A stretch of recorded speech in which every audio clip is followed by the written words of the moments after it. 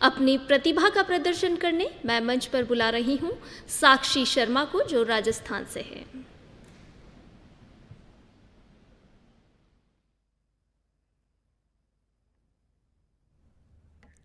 मैं उनको शब्द चढ़ाती हूँ, हिंद जिसकी जान था, नाम हिंदुस्तानी और मजहब हिंदुस्तान था। रक्त से रंगते थे धरती, अरियों की ललकार पे जय हिंद का नारा सजा था जेलों की दीवार पे, और बदन पर बंधी थी बेड़ियां, वदन पर बंदी थी बेड़ियां, दिल मगर आजाद था, और रक्त के अंतिम कतरे में भी भारत जिंदाबाद था, भारत जिंदाबाद था। यहाँ मौजूद सभी मान्यजनों को मेरा सादर प्रणाम। मैं एनएसएस की स्वयं सेविका साक्षी शर्मा, भगवती टीटी कॉलेज, सवाई माधोपुर, राजस्थान से हूँ। मान्यवर, आज हम जिस व्यक्ति विशेष के बारे में चर्चा करने के लिए एकत्रित हुए हैं, उस व्यक्ति विशेष को किसी परिचय मात्र की आवश्यकता नहीं है।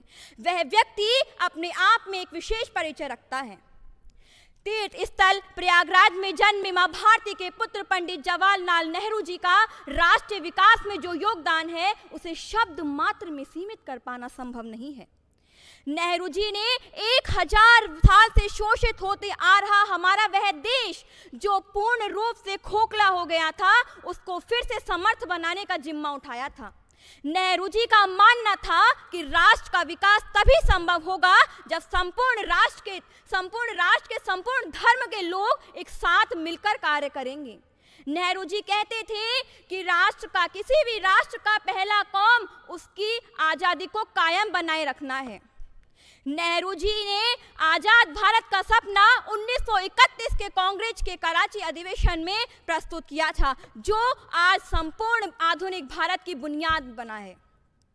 नेहरू जी के जीवन की एक घटना मैं साझा करना चाहूंगी कि नेहरू जी से मिलने एक बार एक नवयुवक सैनिक और राजदूत उनके कार्यालय पहुंचे। नेहरू जी को जब इस बात का खबर मिली तो उन्होंने पहले नवयुवक, फिर सैनिक और अंत में राजदूत को मिलने के लिए बुलाया।